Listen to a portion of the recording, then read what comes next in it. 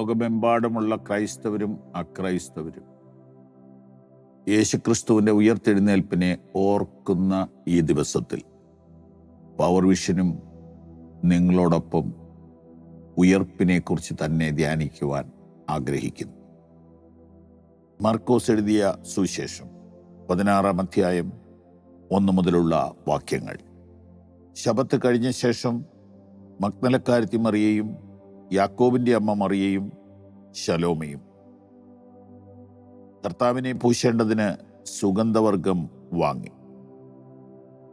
ആഴ്ചവട്ടത്തിൻ്റെ 1-ാം നാൾ അതികാലത്ത് സൂര്യൻ ഉദിച്ചപ്പോൾ അവർ കല്ലറയ്ക്കൽ ചെന്നു. കല്ലറയുടെ വാതിക്കൽ നിന്ന് നമുക്ക് വേണ്ടി ആർ കല്ല് ഉരുട്ടിക്കളയുമെന്ന് തമ്മിൽ പറഞ്ഞു. അവർ നോക്കിയാറെ കല്ല് ഉരുട്ടിക്കളഞ്ഞതായി കണ്ടു. അത് ഏറ്റവും വലുതായിരുന്നു. അവർ കല്ലറയ്ക്കൽ എത്തി അകത്ത് കടന്നപ്പോൾ വെള്ള നിലയങ്കി ധരിച്ച ഒരു ബാല്യക്കാരൻ വലത്ത് ഭാഗത്ത് ഇരിക്കുന്നത് കണ്ടു. അവൻ അവരോട് ഭ്രമിക്കേണ്ട, ക്രൂശിക്കപ്പെട്ട നസ്രയനായ യേശുവിനെ നിങ്ങൾ അന്വേഷിക്കുന്നു. അവൻ ഉയർത്തെഴുന്നേറ്റു, അവൻ ഇവിടെ ഇല്ല. അവനെ വെച്ച സ്ഥലം ഇതാ. നിങ്ങൾ പോയി അവൻ്റെ ശിഷ്യന്മാരോടും വിശേഷാൽ പത്രോസിനോടും അവൻ നിങ്ങൾക്ക് മുമ്പായി ഗലീലയ്ക്ക് പോകുന്നു എന്ന് പറയുവീൻ. അവൻ നിങ്ങളോട് പറഞ്ഞതുപോലെ അവിടെ അവനെ കാണും എന്ന് പറവീൻ എന്ന് പറഞ്ഞു. അവർക്ക് വിറയലും പരിഭ്രമവും പിടിച്ചു. അവർ കല്ലറ വിട്ട് ഓടിപ്പോയി. അവർ ഭയപ്പെടുകയാൽ ആരോടും ഒന്നും പറഞ്ഞില്ല. കർത്താവിൻ്റെ ഉയർത്തെഴുന്നേൽപ്പിനെ കുറിച്ചുള്ള ഒരു സുവിശേഷകന്റെ റിപ്പോർട്ടിംഗാണ് ഇവിടെയുള്ളത്. മത്തായിയും വിശദമായി റിപ്പോർട്ട് ചെയ്തിട്ടുണ്ട്, ലൂക്കോസും റിപ്പോർട്ട് ചെയ്തിട്ടുണ്ട്, യോഹന്നാനും ചെയ്തിട്ടുണ്ട്. 4 സുവിശേഷങ്ങളും ക്രിസ്തുവിൻ്റെ ഉയർത്തെഴുന്നേൽപ്പിനെ അതിശക്തമായിട്ട് റിപ്പോർട്ട് ചെയ്തിരിക്കും. അതിനുശേഷം സഭ മുമ്പോട്ട് പോകുമ്പോൾ അപ്പോസ്തലന്മാരുടെ മുഖ്യ പ്രസംഗ വിഷയം ക്രിസ്തു ഉയർത്തു എന്നുള്ളതാണ്. ഒന്ന് ചിന്തിച്ചേ, ക്രിസ്തു ഉയർത്തില്ലായിരുന്നു എങ്കിൽ ഇന്ന് പവർ വിഷൻ എന്ന ഈ ശുശ്രൂഷ ഉണ്ടാകുമോ? ഇതിൽ നിന്ന് ഇൻകമൊന്നുമില്ല എന്ന് നിങ്ങൾക്ക് അറിയാമല്ലോ. പവർ വിഷനിൽ പരസ്യങ്ങളില്ലല്ലോ. വലിയ വലിയ വ്യാപാരി വ്യവസായികളുടെ പരസ്യങ്ങൾ എടുത്താലേ ഒരു ചാനൽ കൊണ്ടു നടക്കാൻ പറ്റുള്ളൂ. അപ്പോൾ ഇതിൽ നിന്ന് ലാഭമില്ലാതെ ഈ ദൈവവചനങ്ങൾ ഇങ്ങനെ വാരി വിതറുമ്പോൾ യേശുക്രിസ്തുവിൻ്റെ ഉയർത്തെഴുന്നേൽപ്പ് വിശ്വസിക്കുന്ന ആളുകൾ സംഭാവന തരുന്ന പണം കൊണ്ടല്ലേ ഇത് നടക്കുന്നത്. അപ്പോൾ ഇതൊരു കെട്ടുകഥയല്ലല്ലോ.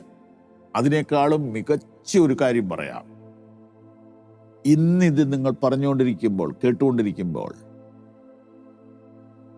ക്രിസ്തുവിന് വേണ്ടി തല്ലുകൊള്ളുന്ന, ജയിൽവാസം അനുഭവിക്കുന്ന, ജീവൻ കൊടുക്കുന്ന ആയിരക്കണക്കിന് മനുഷ്യർ ലോകത്തുണ്ട്. ഒരു കെട്ടുകഥയാണെങ്കിൽ അത് ചെയ്യാൻ പറ്റുമോ? എന്നാൽ മറ്റു മതങ്ങളിൽ ആളുകളെ കൊല്ലുക, അതിന് മതഭ്രാന്ത് മതി. പക്ഷേ തിരിച്ചടിക്കാതെ ക്രിസ്തുവിൻ്റെ മാതൃക പിന്തുടർന്നുകൊണ്ട് ഈ മാർഗം ഒരാൾ വിശ്വസിച്ച് മുന്നോട്ട് പോകണമെങ്കിൽ ഉയർപ്പ് എന്ന യാഥാർത്ഥ്യം അവർ നന്നായി മനസ്സിലാക്കിയതുകൊണ്ടല്ലേ. അതുകൊണ്ട് പ്രിയപ്പെട്ടവരെ, കർത്താവ് ഉയർത്തെഴുന്നേറ്റിരിക്കുന്നു. ഇതിനോടുള്ള ബന്ധത്തിൽ ഇന്ന് നമുക്ക് ഒരൊറ്റ ചിന്ത മാത്രം എടുക്കാം. കല്ലറയുടെ അടുത്തേക്ക് പോകുമ്പോൾ അവരെ അലട്ടിയ ചിന്ത ആര് കല്ലുരുട്ടി മാറ്റുമെന്നായിരുന്നു. പക്ഷെ അവരവിടെ ചെന്നപ്പോൾ കല്ലുരുട്ടി മാറ്റിയിട്ടുണ്ട്. ഒരാളോ രണ്ടാളോ വിചാരിച്ചാൽ മാറ്റാൻ പറ്റില്ല. കല്ല് അത്ര വലിയ കല്ലാണ്.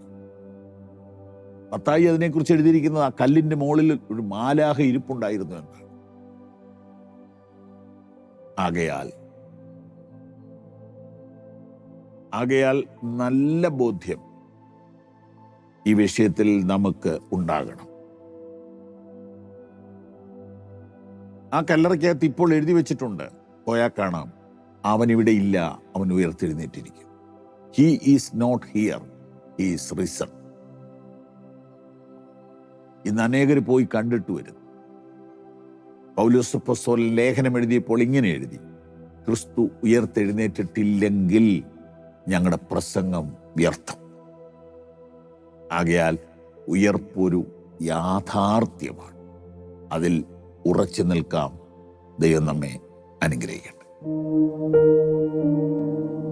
ഈ സന്ദേശങ്ങൾ നിങ്ങൾക്ക് തുടർച്ചയായി ലഭിക്കുവാൻ പവർ വിഷൻ ടിവിയുടെ സാമൂഹിക മാധ്യമങ്ങൾ സന്ദർശിക്കുക.